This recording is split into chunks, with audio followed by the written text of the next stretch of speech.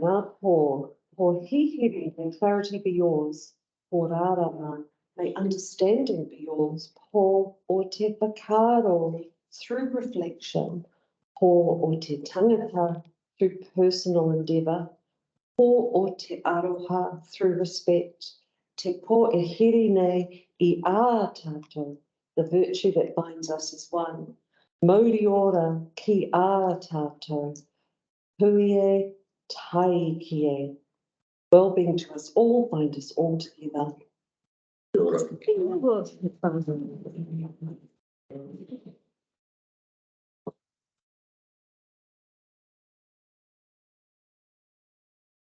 From yesterday. So we're going to start with the herbicide action funding model and your agenda packs on page 21. Thought we might kick off though with getting Bruce to run us through. There is this diagram in your agenda on page. So it must be page 24. Just a little bit about the decision process made to date. Just to confirm what we're up to today.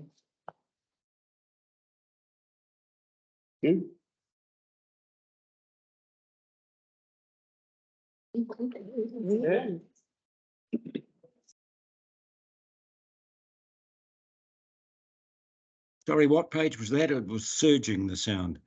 24, Gary. Thank you. That's the bottom one.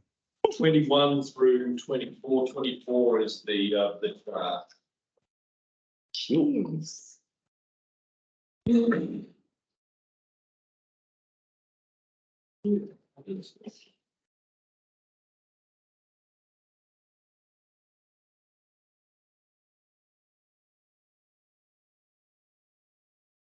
Morning, Bea. Morning. Good morning, councillors. Right, so just running through, we've got this nice diagram that we put together, which is very useful. It's a number of obviously work streams which we've been working through over the last few years, and it can get a little bit hard to follow and a little bit tricky to understand. So we're hoping that this gives a little bit more clarity. So I'm happy to talk through this. Obviously, going back to 2021.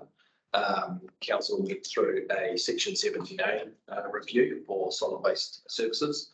So as you know, currently and prior to that, we were in a joint contract with the other two neighbouring councils.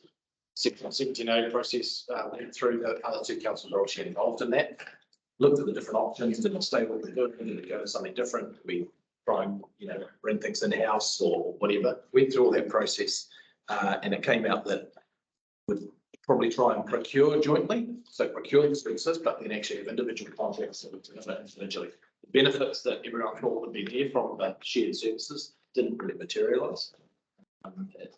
It introduces a whole range of other challenges and makes things a little slower. As you know, it's sometimes quite slow to get things through one council, so trying to get things through three councils is that's like power of three or what, but anyway, it's like that. So that's where we got to in 2021, and as you'll see, it's a resolve in October of 2021 that we would go out and procure a contract for ourselves. So yes, we're council reps on a Section 17A. I'm going to go because I can't up. Terry. Yeah. Oh, Sally. and Sally. Okay. Yeah. Lucky Terry, I couldn't remember. So we went through that process, and then obviously that's quite a long process. Going through the request for proposal. The other thing is because of the challenges in supply chain and procurement of things like trucks and equipment, the lead-in time for contracts now for contractors is actually a lot more than it ever used to be, and so that's why things have to kind of start. So we have to start on 1st of September this year. So you can follow that little. Yes. Touch on the Aotearoa New Zealand waste strategy, and that was being introduced, wasn't it? And that sort of helps signal the conflict. Yeah, thank you. Yeah, so So again, that was another kind of work stream that we weren't directly obviously driving, but were involved in. As Kate has correctly said, it was kind of sending signals, consulting, and working its way through where are we going as a country with waste. And so you were in those signals, so we knew that we were going. And obviously, it's quite a tight industry, solid waste across New Zealand. So, you know, Aotearoa is a very small country, so so everyone's kind of in the same boat as far as where are we going, and so basically that gave us confidence that we were heading in the right direction, that we were doing things in line with the MFE working. And it's just that reality that you can never. There's always going to be these competing processes and timeframes. You can never wait. And let's wait till that's resolved and finished, and then we'll start moving forwards. You never ever do anything if you do that. So so that solid waste contract process was moving. At the same time, we then decided, we need to work out what we're doing around food waste as part of this service. Again, signals coming from MFE and government around food waste. And we started down that path in a separate process where we went out and consulted.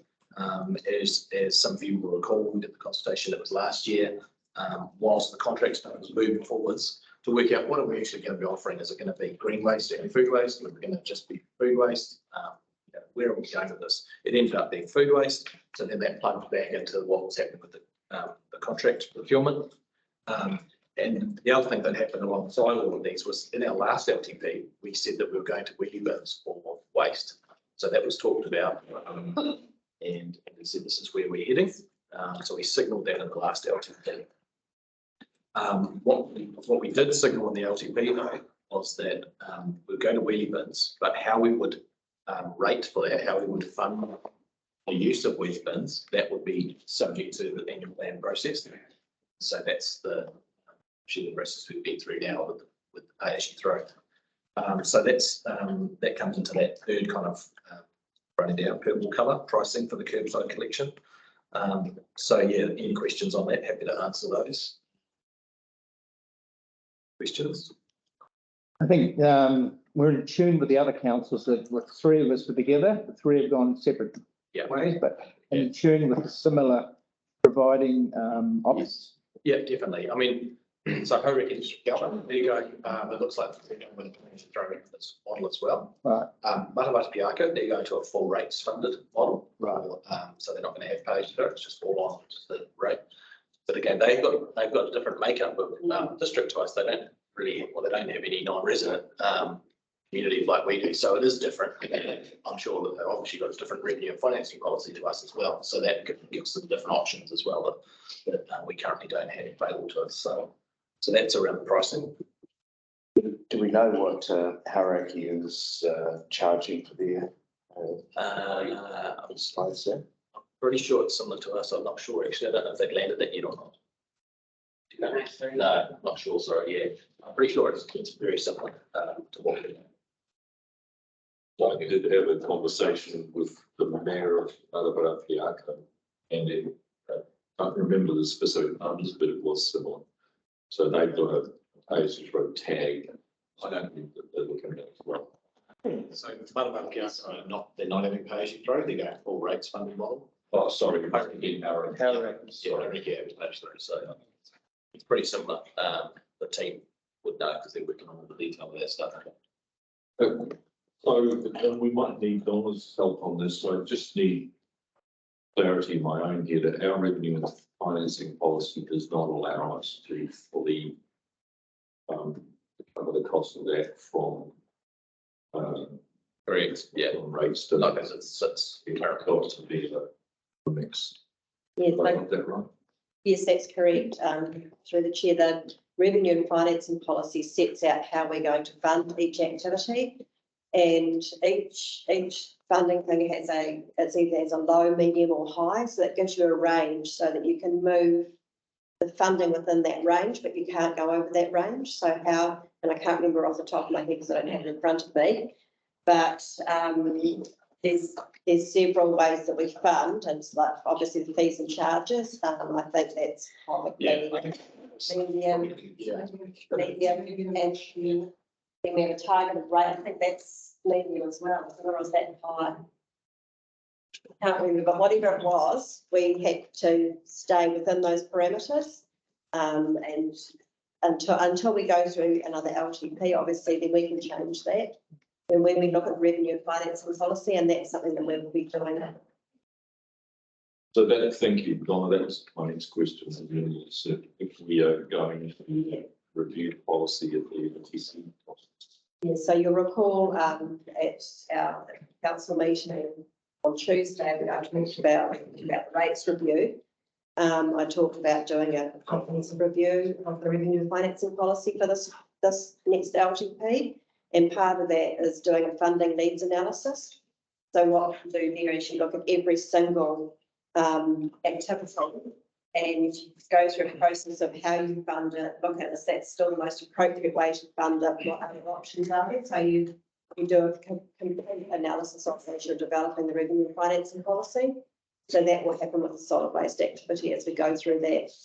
So if councillors decided that we're having problems with this pay-as-you-throw model, nothing we can do about it at the moment, but it could be an opportunity as part of the LTP process and reviewing the revenue and financing policy, we could take another look at it, but that would be 12 months down the track, and any changes wouldn't kick in until the LTP has started. That's right. That's correct. Thank you, Martin. HDC are using the same size 140 litre bins, collected fortnightly, $8 a tag. Thank you. So that the $8 a tag is the option two for us. So they do a food bin? Yeah. Matter doing a food bin? Yeah, they might be doing a food and green waste. I can't recall exactly. I just saying, okay. But as Bruce says, that in discussions with them, slightly different model because both of those councils have a lot of rural and farming properties, and so there's a lot of backyard composting and aerial incinerators in the backyard. We've got sort of a mix of 3 different varieties in it, really. And the other thing that I think we need to always keep in mind is the numbers of elderly people who live in apartments and retirement villages, and so sometimes the discussion around compost in a work farm folks in that situation. So we do have an unusual mix. Peter. Just while we're having general discussion, I noticed that blue bags will be continued to be available while stocks last, and the transfer stations will continue to receive blue bags while stocks last, which begs the question, how many bags are left? So, are we talking 1,000 bags, or are we talking 3 million bags? Somebody. So definitely not 3 million bags, but yeah, I don't know what we do every year. We do a stock take on bags at the end of the year to work out how many are left, and obviously this year we'll do that stock take, and there's like a couple of months to go, and it's July and August left. So we obviously want to minimise the number of bags that we're purchasing. Ahead of that, we don't want a huge load. So yeah, but it's pretty hard to say at the moment because the other thing is it's just hard to know. Well, we can find it. We can find out, but how many are out in circulation? I was just thinking about the person who in the public submissions talked about how the blue bags work so well for her. Yeah. Kind of thought, oh, well, she were to stock up 200 blue bags. And It's a good point. Yeah. It's a really good point. So will they continue to be free, the blue bags? Transfer stations, yes. Yeah. You bought a blue bag, after 1 September, you've still got blue bags, that you bought in August or whatever. Yeah, you still be able to take it to the transfer station for free. They won't be picked up. They won't be picked up, no. So there's definitely they manage that because there will be blue bags will turn up on the side of the road. I would say we just have to work through that as an operational detail. Yeah. That was actually my question. Can the trucks pick up the blue bags and the wheelie bins? But yes. The trucks will be set up as side lifting trucks, Yep. that pick up the bins from the side. So that's just something we'll just manage. We've had discussions about it, so it's not, we're aware of it. Are you having general discussion on this? Is this? I don't know where we've gone to. Just really decision-making process today, the contract, how we decided on including the food waste collection, and just that the decision in front of us today is just about the funding model for the curbside collection and the general rate, the targeted general rate. Yeah, but just one councillors, yesterday we discussed having a workshop about the transition. And we can drop into that now, or we could leave that for a workshop and have a fulsome discussion about it and bring it back at the band decisions that we're today. Thank you, Dana. And so to be clear, I personally like the fact that we've got a little background there to how we got to this point. But to be clear, the decision in front of us is really down to which funding model for the curbside collections is option 1, 2, or 3. We've had some submissions there, and then the decision is around the balance of these charges. So,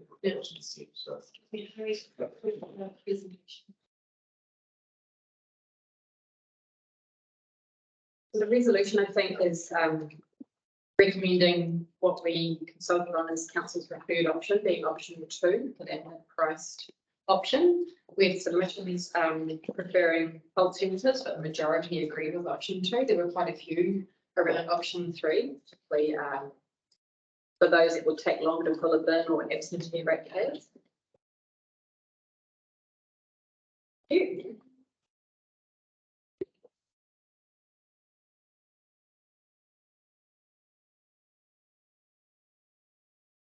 need to make a full agreement.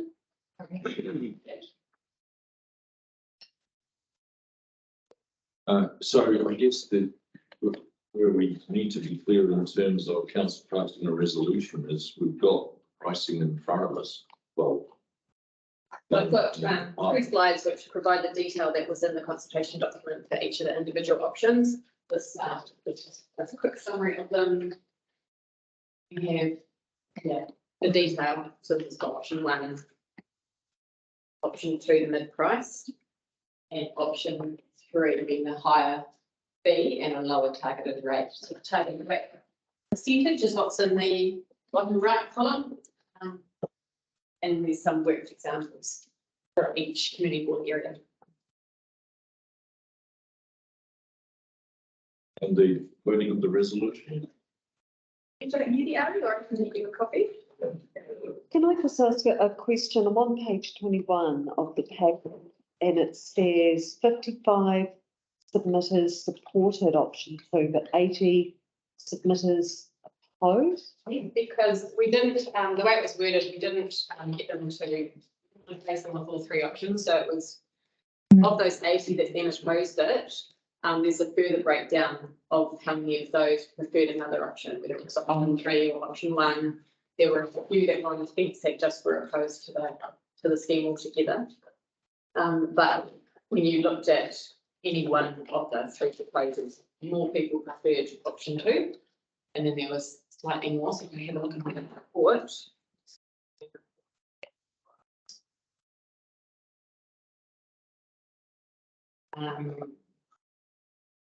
55 supported option 2, and then of the 80 that opposed, only 2 submitted a preference for option 1, and 38 indicated the preference for option 3, and then the remaining ones were sort of either totally opposed or proposing alternatives. Yeah, I think so. For just focused on this resolution, but it's a discussion around the option. So I'm just putting some feelings from people that have spoken to me about option 3 for the non-resident ratepayers. It's come through from my discussions with people that's the preferred option that they would like. Mainly around the fact it's a bit cheaper for them, obviously. And I feel talking to other people about the tag system that a lot of them will share with the neighbour. The neighbour will say, let's go, I'll pay it this week, and it's fortnightly, and they'll pay that fortnightly. So the local people are sort of working around a system that works for them. So I'm a bit leaning towards option 3. What I think I'd like to do is, we've all had a fairly robust discussions outside of this forum, and we've all read this, and there's been a lot of talk with our communities. I'd like to go around the table and just get a feel of 1, 2, or 3, what we're leading, and see what people think about those. So, John, what's your? So 2. Yep, still two. 2, Yep, 2. 2, Leaning towards three. 3. 3. Yeah, my feedback from, I've chatted to a couple of ratepayer chairs and it's that 3 is a, 3. Yeah, I think three's where I'm. Gary, any thoughts? No, yeah, I'm 3, and I know that our community board supported 3. So it's a pretty strong feeling towards 3. So could we, sorry, do you mind bringing up 3 on the green board, please? Robin? Oh, well, it was really just, yes, we've all had conversations in our community outside of this, but the people who took the time to engage in our process and do the submission process and give us an opinion through official channels is that more people supported option 2. So I think as well as our opinions, I think that should be taken into account rather than hearsay conversation.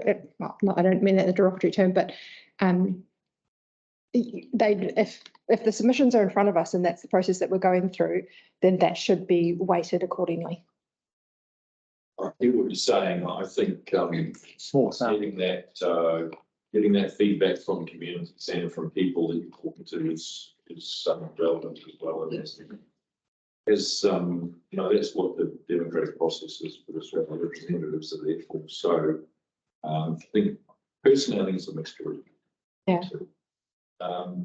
So what you're saying is that if we go option 3, then the cost per tag is there a cost per tag? Oh, there is $9. So it's $7, $8, $9. Right. So it's another dollar. Yeah, can I just throw another not grenade, but just a point. There is a risk around pricing if we price it $9, whether we price ourselves out of the market with commercial operators. So we're not looking to try and undercut commercial operators and put them out of business. Obviously, we're looking to try and kind of hit the right balance point. And the risk is, and you can't quantify it, but if we go in too high and all our customers go, oh, it's too high, I'll go to commercial, they all sign up to a commercial service. We still got to pay our contractor to drive every road in the district. And if the page for a tag income is quite low because everyone's paying a different contractor, then that kind of like starts playing with our funding model a little bit, rates and fees and charges. So we've always, even previously with bags, you've got to kind of pitch it right where it feels about right, plus taking account of other providers in the area. So it's hard to quantify. Other commercial operators will have to put their costs up as we get forwards with the waste levy and the ETS charges going up. So they might end up at, what equates to $9 a fortnight, but it's very hard to know. And I think the risk for council is that, once you've, and someone talked about it previously, I think once you've lost those customers, sometimes it's hard to bring them back onto your service, So you could go at 9, we lose all these customers, and you go, oh man, we've got to 8, but by that stage they've already gone, they're not coming back. So there's just that risk to consider. Yeah. See, I'm looking at this and thinking that if I was my neighbour and I was paying it and we would work together, we would be $9 a month. Yeah. Not $9 a fortnight. Yeah, that's a good point. So it becomes it's not a big part of the discussion. It's more about, what's going to cost me each year as well. So the two together, and the non-resident ratepayers, while the numbers may have not come through, I don't know if you broke them down into non-resident ratepayers or ratepayers, but Not by question. yeah. So there's a lot of them out there that most probably haven't had a lot of input physically into this. Yep. So that's why I'm, putting it out there to think there's a voice out there for them too. It's hard to know what kind of, because that sharing and working together is a great community thing. It's hard to know how well utilised that would be across the district. So I think non-resident ratepayers will share with locals, absolutely. Yeah, because they don't have to worry about their bin coming, they'll make sure their bin comes in and all those kind of things. You can see this working really well together. Otherwise, if you've got a group of 5 flats and there's 20 bins, there's a whole lot of consideration about getting all this stuff in and out each time as well, especially when they leave town. Somebody else was. Yeah, just like 120 litre bin collected fortnightly for a year is about $8.40 from a commercial operator on the peninsula. And my point to what Martin has just said is that to do that, you actually have to subscribe and you're paying that on a weekly basis. So my point is, you know, a lot of these people are not actually doing weekly collections, and therefore this is a far better model for them than what it is actually subscribing to something which gives you that ongoing financial commitment. So that's why I'm still leaning, you know, towards the option 3 as being one that has got the greatest flexibility and its pricing as I said. Just one is obviously fortnightly for the waste. Yes, sorry, yeah. I've got to say that, and this is an area that I've looked at extensively, as most of you know, I tend to go towards, well, not tend to, I'm pretty strongly in favour of option 2, because it strikes that balance. I do have concerns, and I think Bruce makes a really good point about us finding our place in the market, which doesn't cause issues with losing business to commercial operators, because the costs to us and the cost to ratepayers would ramp up if we've still got to do the service and we still have to do the service, but the numbers are dropping and we tip over into that area where its numbers are not stacking up for us as a council. So that worries me. So I'd be pushing towards 2, but it feels like pretty much split at the moment. Well, I don't know, the logic of your argument just then makes way something in Bruce's comments, because they are very, very much to the heart of what we need to consider. Could end up with a very expensive rubbish system for us, for ratepayers. A very expensive White House. Very expensive White House.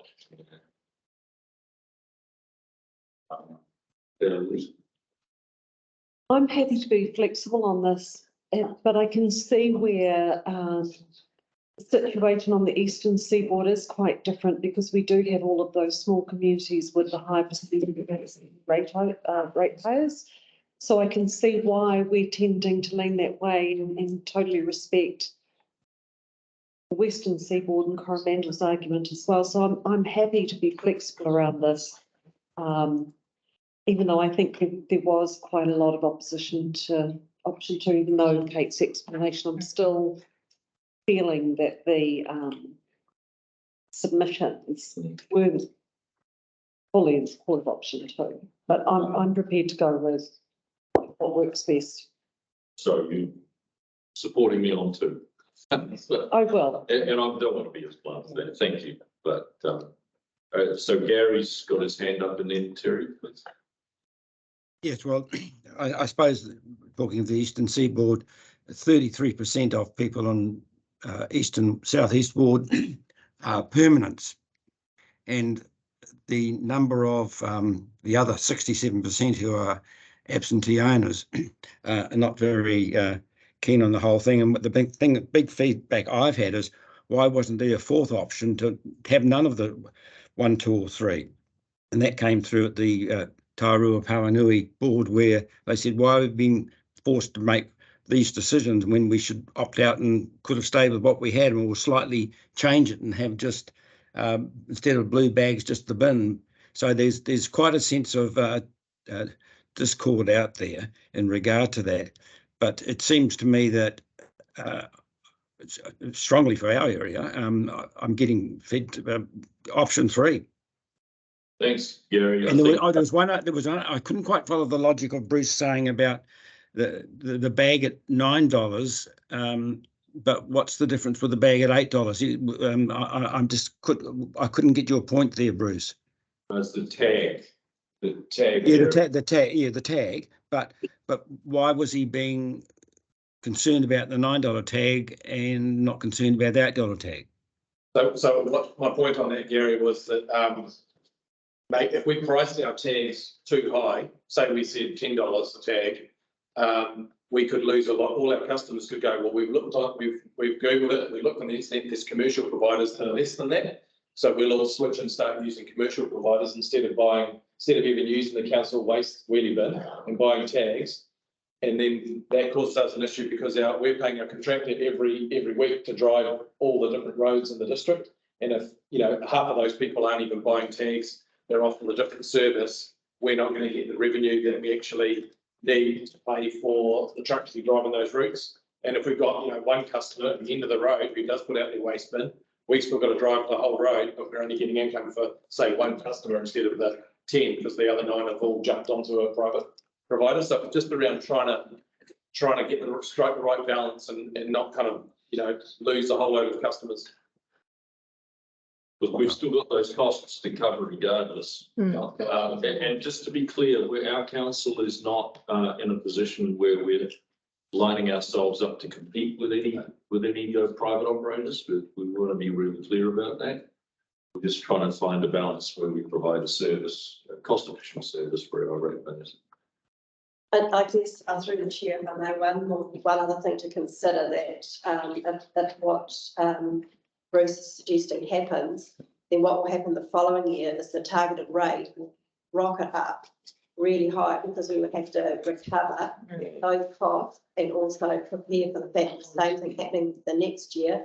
So all those ratepayers who are absentee, who are paying, who wanted the $9 will suddenly have a really high targeted rate. That's another consideration. It's very hard to know. The other thing I'd say is obviously if we stick with the pay as you throw for the foreseeable future, we'd obviously be tracking it and looking at it and going, okay, look, everyone else has the commercial operators have put their costs up. We can then move our cost up, pay as you throw, in subsequent consultation and planning processes. So we're not stuck to that very much, but it's really about where do we start, as our it's a new player into the market, we're just entering. And it's the opportunity through the LGP, as we said, is to change it. We would have had a year, close to a year by then, 3 months by then, so we should have some data to actually see how it's working. Yeah, thank you. I'll ask Gary to. Yeah, I just wanted to respond to Gary's point about why there wasn't a fourth option. And just link to the document that is in page 24 of the agenda. So that ship sailed in October 2021. Sorry, is it October? Yeah. So that decision was taken by the previous council, and the revenue and financing policy that constrains the decision making here today was set in the LGP by the previous council. So that's the response as to why we haven't got other options on the table. Yeah. COVID. Oh, sorry, Martin. I think it was Terry first. Oh, You're getting the look from Terry. Terry, sure, thank you. I just want to talk about the second pickup during the summer period for Whangamata and those Eastern Seaboard. How does that, is that across all the bins, or was that just a glass pickup, or what? How does that influence us in terms of money? You've dived into a level of detail which I'm ill equipped to answer. No, Karen know the numbers, but I'm pretty sure when our waste team were calculating the options, they allowed for additional pickup over the summer months. Yeah. So rather than fortnightly, it'd be weekly section. Yeah. For 6 weeks. Yep.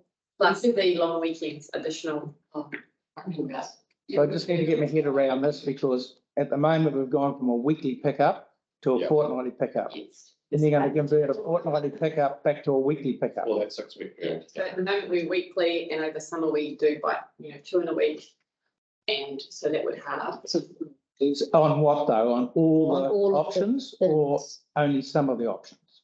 Definitely for the refuse wheelie bin, and I think the food waste still was retained once a week. Yeah. And the glass would be as it is now. Well, the glass one's the issue. Yeah, so that isn't going to change. Out of cardboard That's boxes. retained as it is now. Sorry? The pricing is allowed for the glass pickups to be retained as they are now, unchanged, the same bins, the same regime pickup. Right. I can get the glass one, and I can get the food bait when I'm just worrying about the other one, which is now fortnightly service, moving that to a weekly service. How beneficial that is, but anyway, you've figured it out, I suppose.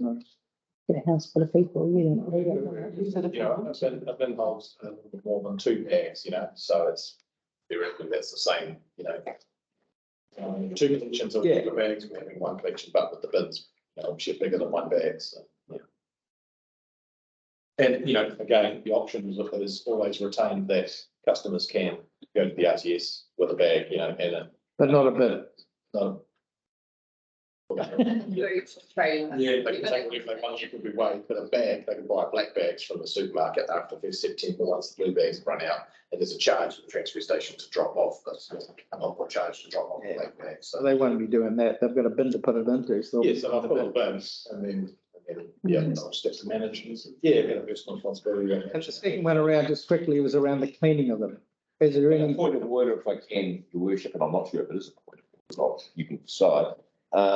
We were very close to looking at, we were looking at the options 1, 2, and 3.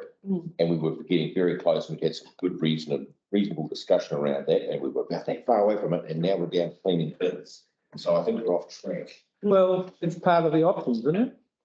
Well, no, because you have to clean your John? up. Not cleaning bins, really. Well, I'm just saying- I just wanted, Guys, we have a point of order raised, and it's a relevant point of order, so I'm going to rule on that and say, we'll stick to the agenda, the cleaning the bins, sorry, Terry, I know you've got some issues around that, there's some concerns around that, so I'm going to bring it back onto the topic. Thank you, Your Worship. We were close. So just to also put some wider context on that, we're going to have a waste workshop. And all of these points, and they're all relevant, they're all important. We're going to sign off on that, aren't we? But the cleaning bins and things, it doesn't affect whether we're choosing option 1, 2, or 3. Great. So that's my ruling on that.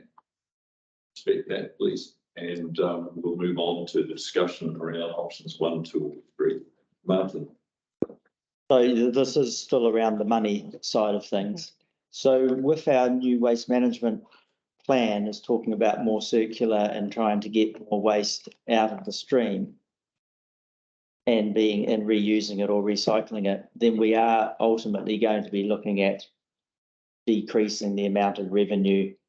So we'll be looking at less tags. So if you project, have we projected things out over 5, 10 years to say, by the end of that time, we might have, monthly pickups and our revenue will be way lower and we'll have to put the rates up. We've had a quick with that stuff, but to be honest, there's so many assumptions that you're building in when you're trying to crystal ball out that far. So many variables, yeah. So many variables, assumptions you have to make, that basically you're layering assumption on assumption on assumption that you're kind of your accuracy is so vague that it's not actually really work. And I think isn't there a contradiction built into, we've got a waste minimisation plan where the objective is to minimise waste, but by minimising waste, we're also reducing revenue. So to achieve our objectives, we're shooting ourselves in the foot to some degree, but when you talk about those assumptions, sure, that's built into some degree, but there's a lot of unknowns and variables in it.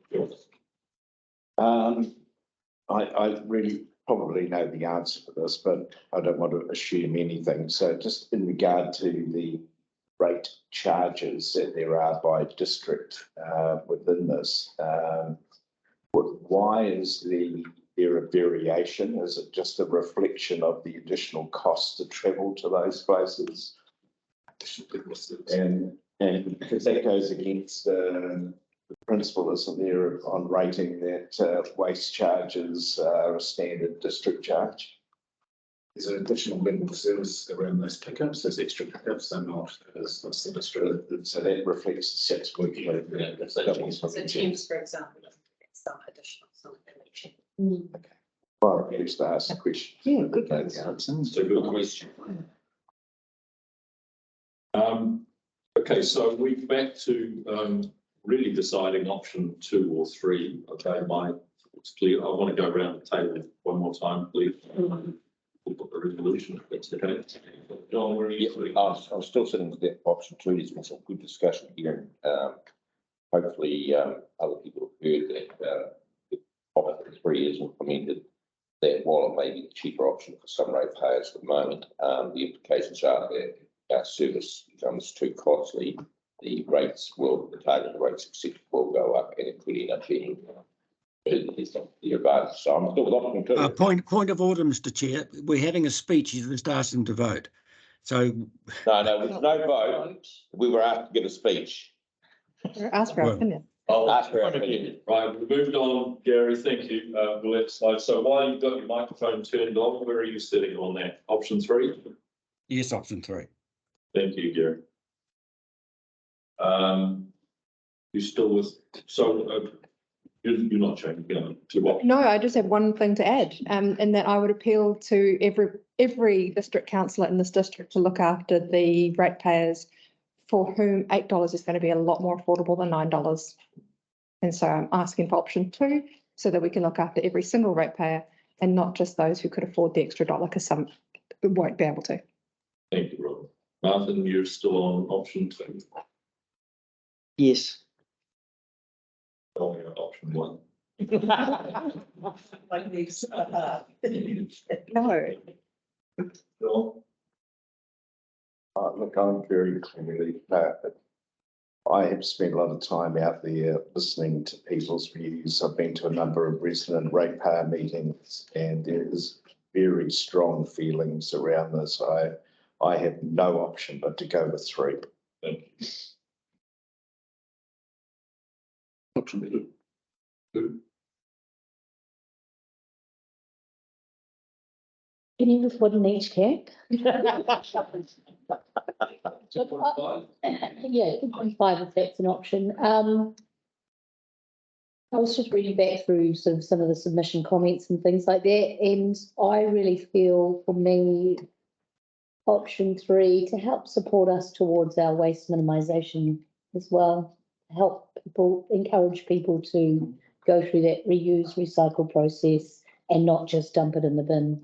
I think that's a good point, and it's one that was raised by some submitters. Yeah, I've just read through some of the submissions again. I do have concerns that what Bruce said, because sometimes people using the commercial option, are doing it not because they want to minimise, because of cost. So anyway, it's a good point. Thank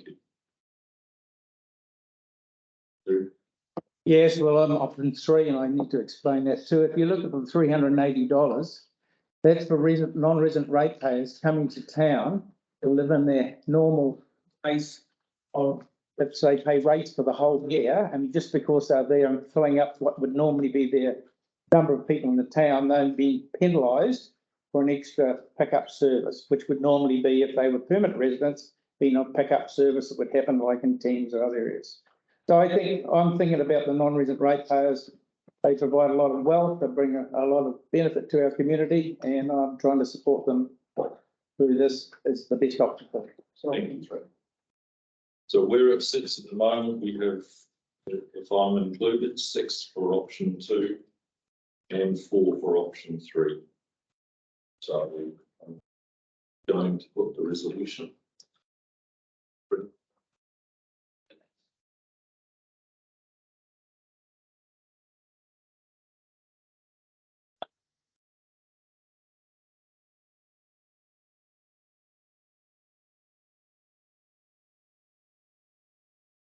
I can't hear anything.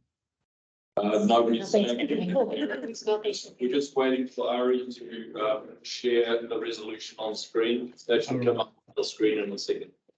Thank you for the change.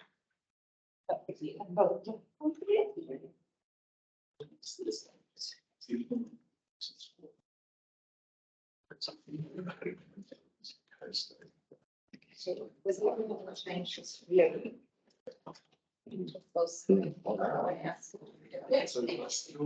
This mouse isn't working down there.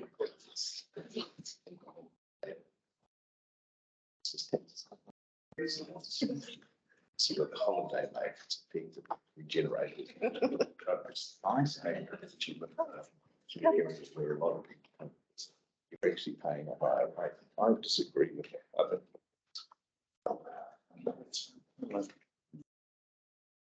It's nice people. It's like, living in areas of one district. If you take it.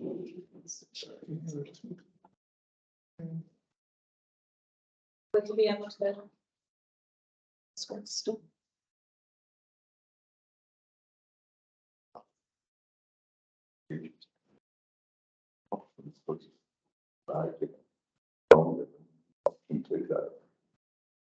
So there's the resolution. The proposal, and this is the staff recommendation that Thames Coromandel District Council approves website collection pricing model option 2. We've had a run around the table, so I'm going to put this to the vote. Can I get a mover and a seconder, please? So John and Robert, please. So we're voting all those in favour of option 2 as per the resolution. Can Sorry. am I allowed to ask a question? Yeah, of course. So we're going to have a workshop at some stage so that we understand all this. Our vote here is for the annual plan. So for the next 12 months, as part of the LTP, we could actually completely revisit this. Yeah. And right. And the reason I'm asking that question is John and I just had a quick discussion about if we take a district-wide view, et cetera, et cetera. So, yeah, okay. Well, we can revisit on a couple of levels. One, we can revisit the options that we're looking at now, but we can also revisit it on a revenue and financing policy that part of the LTP and make a decision as a council that we want a different model. Yeah. We are constrained to some degree because we can't rate it. Okay. But we can revisit that as part of the LTP. Okay, so all those in favour? Aye. Can I get the count, please? 1, 2, 3, 4, 5, and 6. Those against? Put my hands up. Yeah, 1, 2, 3, 4. The motion is carried in favour of option 2. Thank you, team. Can I be recorded, please? Mine can as well. So we'll record all of the votes. I don't need to be recorded. Okay, so Oh, and Well, I think they're actually required understanding orders to be recorded.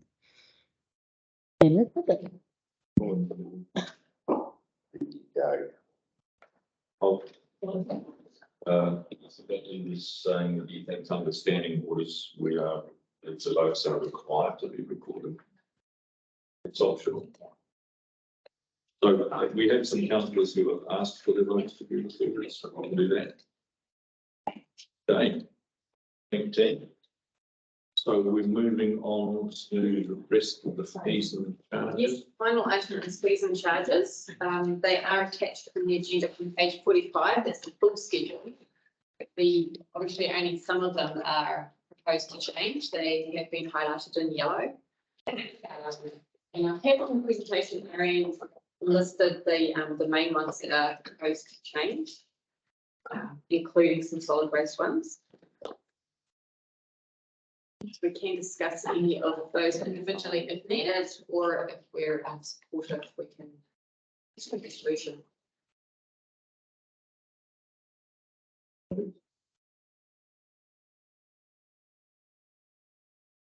So Mayor's gone. Given the need out of the room, I guess I need to.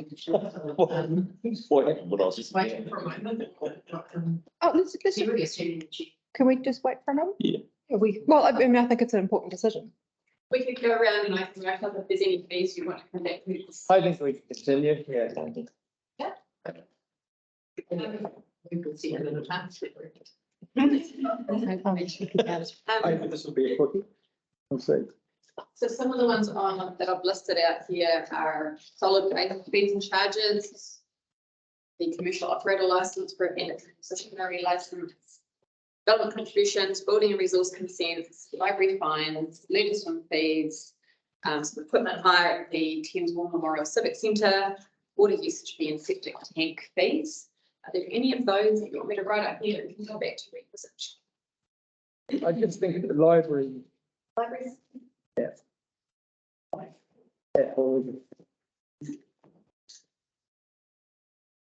Anybody else got any others that would like to run? I'm just scrolling through. Yeah. On those ones, yeah.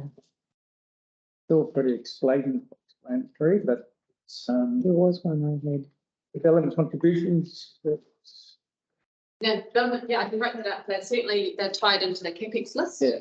There might be a fix based on the changes that you made, but Right. it's very tied into Very. that. So, considering that the consents, building consents and inspection is pretty much doubling, is that something that people want to discuss? Samantha? I'll take a break. Yes. Thank you. I feel listened to. It was. The parks concessions, please. Subject to a previous council resolution, but yes. Yes, I think I just need a bit of refreshing on that previous council resolution. Resolution's taken, and if taken.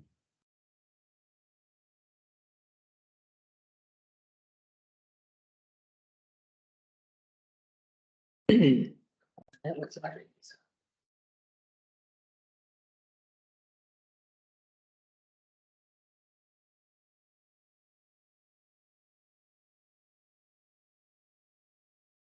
No, I think we're okay. Thank you.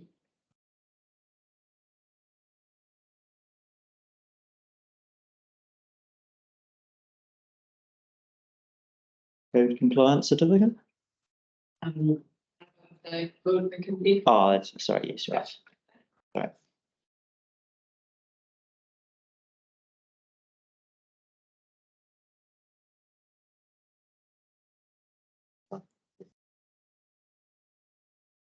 I'm not sure if you want to put your hands up or No, not. I'm just waiting for the right time. Right. Just a general question, not specific to this, but it's one that says around making sure that we have a process of continuing to make sure our fees are in line with inflation and adjustments.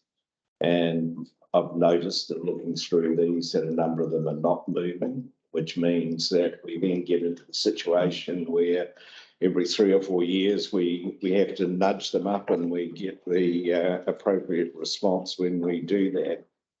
So the best practice tells me that it would be good to have a smaller incremental charge on a regular basis. Two schools. So, I'm surely right. I'm not sure what comes out, you would write this test forms, you could, incrementally add, increasing, that's fine, but what we're trying to get each year is what our spend is versus our, what our revenues and keep all the caveats. I think it's also a bit of a tendency to keep that an even fee as well. What we used to do is probably $100 fee was $87, 65 cents, $85.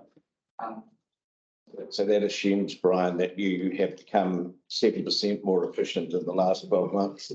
Yeah, and it's about, I think there's now that we are the regulatory fees that something predominantly user pays, but there's now involved public good in that as well. So there is always a rates factor to say and control, which shouldn't be entirely on owners because there is public benefit in terms of so out there controlling our open spaces or so it's probably not so much an efficiency, it's just a swing between a small percentage of this popped up by the general rate. But I think it's worth the discussion. I don't think I speak this. I guess from a finance perspective as well, thinking as we can make them change, that we would need to make sure that we're still in our financing policy as well, because that also, impacts how we charge. So you could do it anyway. is that something we can we can put on the agenda for our revenue and financing policy to deep dive into that. Yeah. I'm just also, Activities. so I'm just wondering if you can give us some comment on if there are changes, what's the admin position in terms of price dollar? If you change something and it's $1 more than it was, what's the mechanics of it? Just a problem, or is it just pretty straightforward? It's so fixed fees are probably the ones we're most interested in, aren't we, in terms of increasing inflation, but when you have a fee that's a deposit, you end up charging the actual cost of it. So it kind of doesn't matter if your deposit is a round number, that's a good thing, because it gets stuck in people's minds and they know that the application fee is X. And they simply get billed for the actual time that it takes, but it's those fixed ones where you do worry about is it plus 65 cents or not. But at the end of the day, it's the whole of these fees and charges is a bit more than an art than science. Yeah, I appreciate that. And through the chair, I just have a consents of it. Also, and the fixed charge. And, but there always been a factor of fixed hourly rate that make that up there. And as Crunchwell, we have to look at increasing that in line with inflation. So it is a good point that we said 30 years ago that we have increased it and our costs have gone up. We've done a reaction to that. Be going up to cover, period of time. Is it just me or is it freezing in me? It is. Freezing. Can I make a comment? Yes. Yeah. Really appreciate what you've said, John, but I also have, from the other school of thought, the fact that we've got such a massive rates increase. I think if we inflation adjusted too many things right at the minute with this big spike in rates, some people would feel like they're getting hit twice. And when I look at things like hall use and things like that, there's a lot of community groups involved. I appreciate that things like consents have gone up because there's possibly an actual cost, but we'll have that conversation. I think I'm quite pleased with what the staff have done with the fees and charges, given the very difficult economic climate.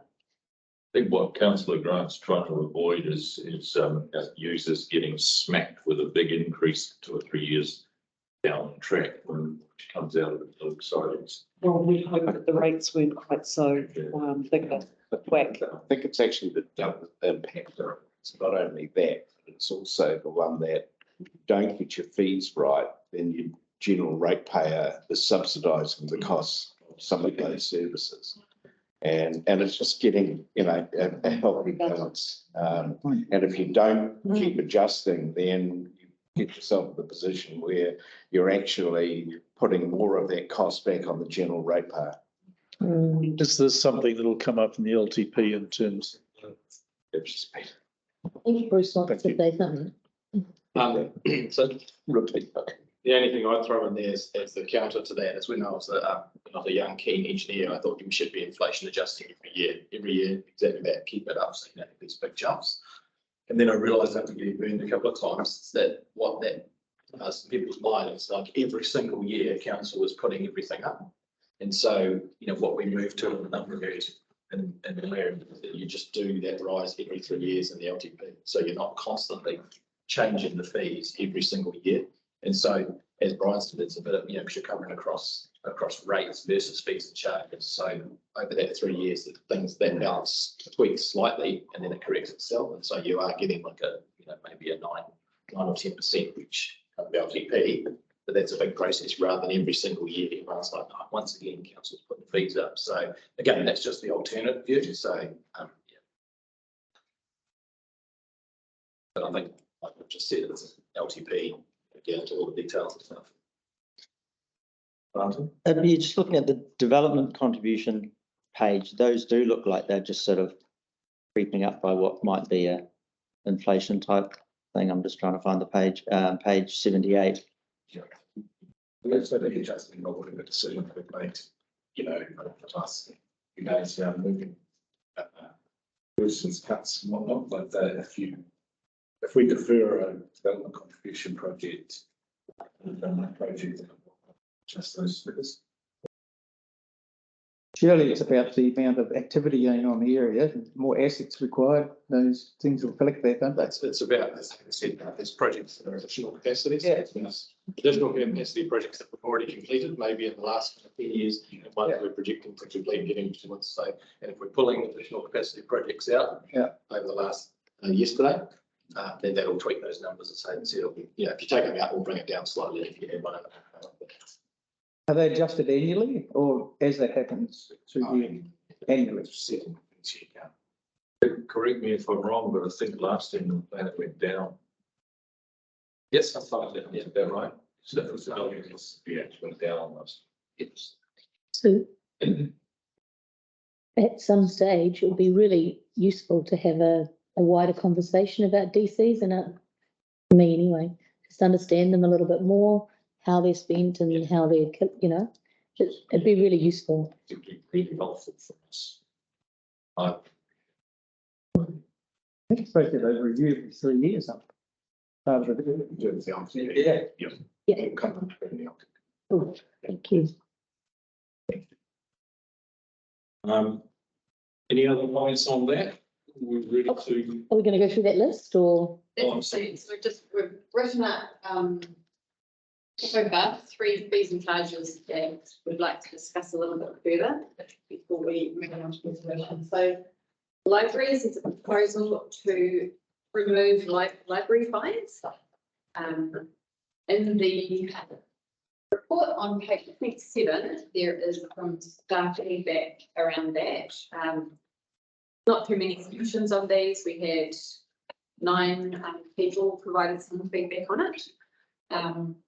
But the staff are proposing to remove library fines to remove that barrier for some people from accessing all the services, including council services that people can access at our libraries.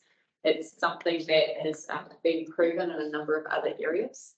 I can't speak to the details, sorry, but it's certainly something that our librarians are very passionate about and see the benefits. I think through the submissions, there was some raised about the doing that and the precedent set by the council by not following up with charges. Yeah, and some people were concerned of the library books left on the shelves. So our library team has said that removing the fines can just stop that barrier from people coming into the library and bringing their families and children back to the libraries and accessing services. There would still be, if required, a process to chase people up for returning the books, just not with the fine. My experience of doing this, my previous council was you simply lost some revenue and the books didn't all, it worked well and it did give people access, particularly people who couldn't afford to pay the fines. So it was sort of my previous council viewed it as an equity kind of correct measure, and there was really no impact in the library. Yeah. So I went and had a long chat to Shana, our head librarian, about this, and she said at the moment that there are no fees on children's books anyway. So if you've got a children's card, you don't pay fees on late books. The fees per individual book are capped at $5.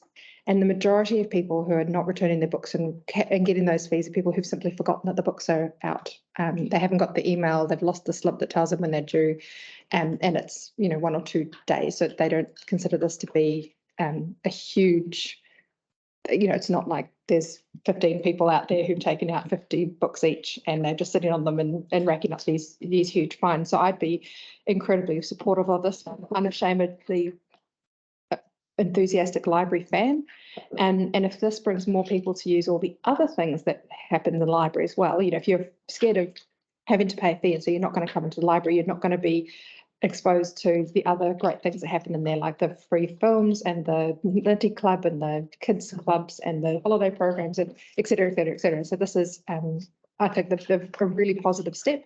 As it says in the report, 50% of libraries are now doing fines free, and I think this is just the right thing to do for our communities.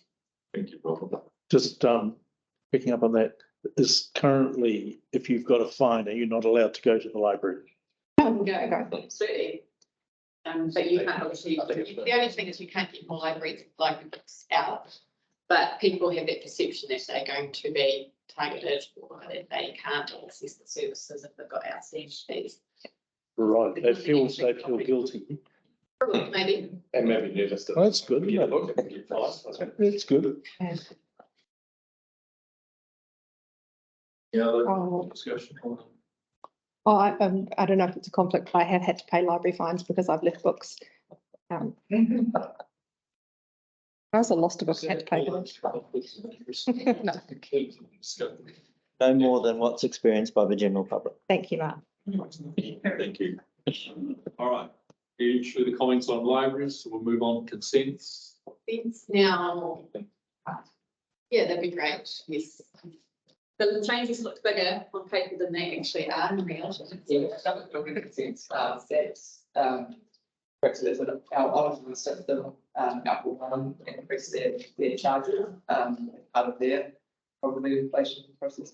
So, it's $7 more, and that's just been charged on to, passed on to the user of that system instead of being your one generator. So the building consent fees, that's, principally have gone up by that $7 amount.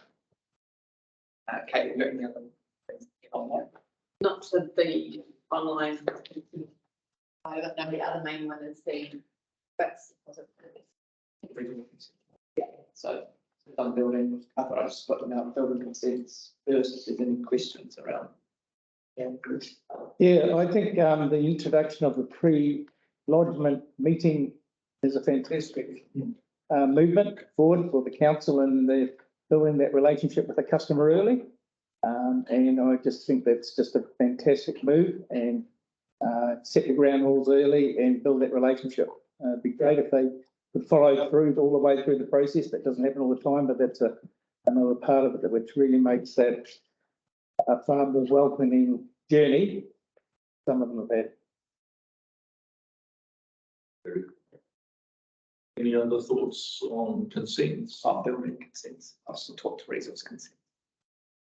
You're splitting it into? Yeah. Okay. So on resource consents, the set fee, and that's what Aileen's touching on earlier, that set hourly rate hasn't been increased. What we were finding is the deposit didn't kind of got out of kilter with what the end fee was. So what happens is resource consents, you pay the fixed initial deposit when you lodge your application, and then when it's issued at the end, you get another bill, which is the true cost of processing it. And what was happening is that there was a little bit of a shock because the deposit was so low compared to what the end cost was, and they got a big bill at the end, which is what we want to do. So what we want is most of it's upfront. Sometimes at the end there are refunds because we haven't taken as long as what was expected, or there's the top up if there's an extra fee. So we've increased the fixed initial deposit amount, but we haven't changed the fixed fee. So the end cost that they pay for resource consent won't change. It's just how much they pay up front compared to how much they pay at the end. So it doesn't look like a high increase, but it's just a tweak to that change. That's important to know that. And that was our solution section. Yeah, that was made clear. Any thoughts on that? Good. Has that answered everyone's questions around that level of comfort with what's being proposed? Gary, you had a question? Yeah, I just want to get clear in my mind. I'm sure I heard someone say that the staff are so busy we've been contracting out the consent work to other people to do for us. Is that correct? Yeah, we have overflow contractors, so we have a number of firms that support when we get peaks, and certainly for resource consents in the last at the end of last year, we relied on that quite a bit with just a mix of staff vacancies and just an increase in workload. What we have seen in the last 6 months is consent numbers are trending downwards. We have also filled positions, so that they help with the overflow rather than a reliance. So you'll see moving forward, we'll probably use them less. If you go back 2 years ago, we didn't use them much. The last 9 months, we've had to use them a little bit more. Can I ask a second question? Are their fee to you under the amount we're charging the customer, or do they exceed that? No, it's the same, it's a similar hourly rate, so we will normally absorb anything that's above and beyond what the processing cost would be for resource consents. Building consents, it doesn't matter, we absorb the high cost and and to be fair, it does even out anyway in the end. Thank you. Thank you, Gary. Mhm. Any other questions on consents? Right, thanks, Brian. And then the last item is tax concessions, so that one.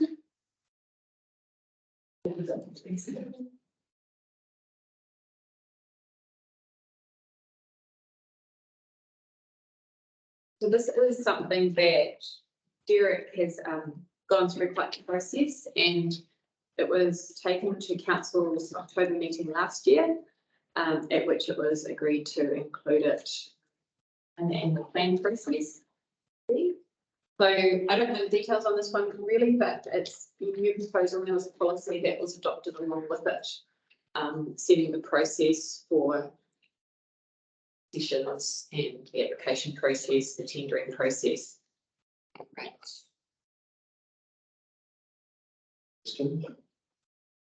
No, I just wanted to know, are we up and ready to go through this tendering process for this next round of concessions? Yes. Everything is in play and Yep, it's, it's. so it'll kick off very soon, won't it? Well, some things are more work and some things are less work. Yeah. Overall, we're comfortable that we've got a role in place that does all this work and we're comfortable with it. Sorry, can I just be really clear about what you were asking, Rita? So we're moving from a set fee per concession site to a tendered process. And this has been sort of a long time in train, and we were hoping to have it ready last year. Yeah, I'm just trying to refresh my memory, and that was really. It did come to council at last year's annual plan.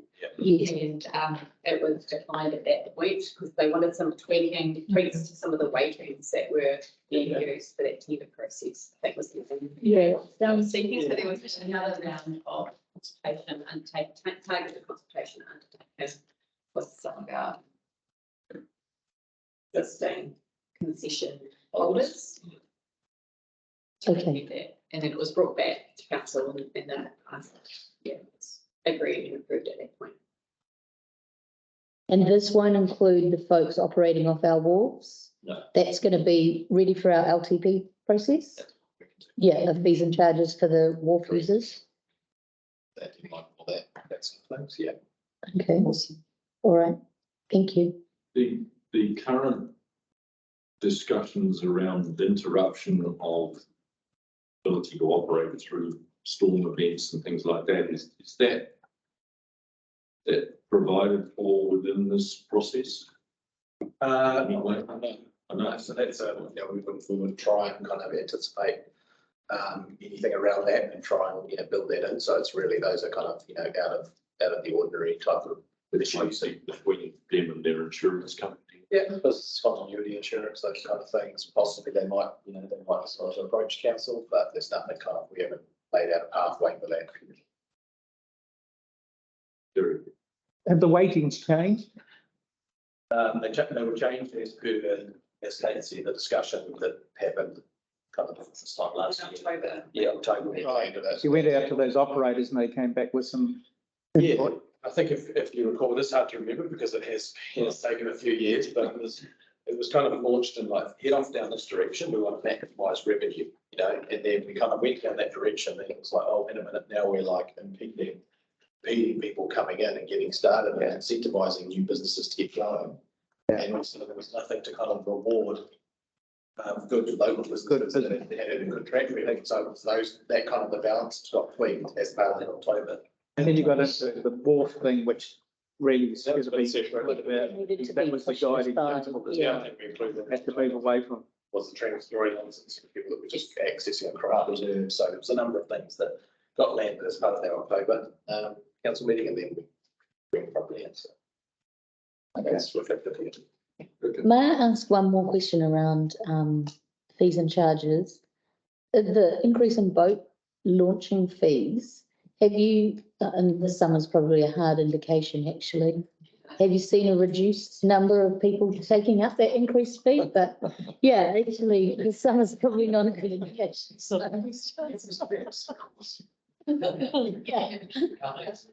Something to, yeah. Two hard to say. Holidays. No, because 5 days for summer. you get the revenues down in a number of areas, obviously, as a result of the, and the weather and the roads and stuff, parking revenue, obviously, all that's down as well, Yeah, of course. So each of the places we charge for that. When we saw the Kuboka Classic with 295 bucks or launched at once, or once, which was great to see. Oh, I didn't know you knew about that fishing competition. It's actually 250. Are we joking? Very naughty, Rika. None of them are launching, they're all. Don't believe everything you read on social media. Oh, right, thank you for that tip. Okay, any further discussion on fees and charges? Well done. Okay, Aidan, Bruce, Donna, right? Good work, team. Fabulous. All right, we in a place where we can.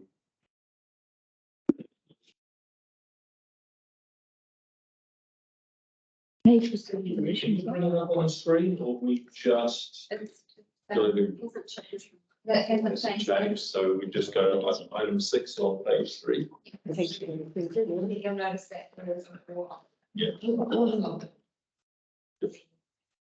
I'll move. It would be. So the first one, so we're going to the first line, crossing out the second part. And I need a move from seconder, please. Which. John. And. All those in favour? Those against? Carried. Thank you so much. I think there's 9. Item 7. Which is just basically admin. So, right?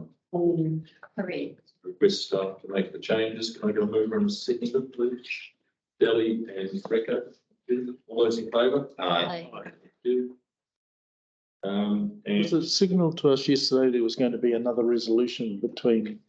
We've done that, that was for the website collection pricing. Okay, thank you. so does that mean I've got my numbering slightly? I might need to move on that. Might need to. Oh, we're all working off the packet. So we'll add in seven. Yeah, Wait, this day. yeah, you can either add in that the website collection pricing, I'm not sure if that is now number, Seven. it's number 7, isn't it? Okay, so then these two, the last two resolutions will need their numbering amended to 8 and 9. Correct.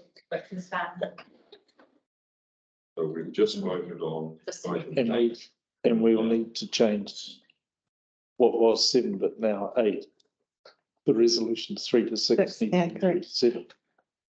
Correct. Yeah. Which is that frame. Resolution that was recently known as 6. That Formally was previously known as 6. Okay, so we need to put that again. Yeah, the mover. Second, we're happy with the change from 3 to 6. Yeah, we're happy. 7. Thank you. All right. So we're now going to item 9. Delegates, just for the chief executive to make further minor adjustments as needed. Mover and seconder, please. Peter and Martin, thank you. All those in favour? Aye. Peter. So I think it would be really useful to have a discussion about what is going to be communicated and how it's going to be communicated, because because the message that Yes. That's what he said. correct. Correct. Yeah. And to add to that, would that be in this recorded public discussion, or is that something you would like to have as a, turn off the recording and have a chat? So what would the governance advice be on that? Don't, excuse me, don't you leave yet. We really just want to reiterate our thanks to you all.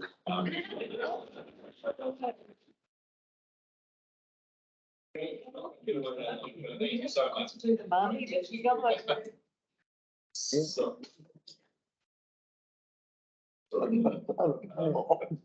So the option is close the meeting and then we can have this discussion around, so, okay, so. Part of the meeting And a quick- now, I'll declare that Tea break? closed. Ellie, we can pick this up. Do you want to have a tea break first and then we have a discussion around the race? Good idea. That'd be great. Because I want to go through with. Yeah, yeah, yeah.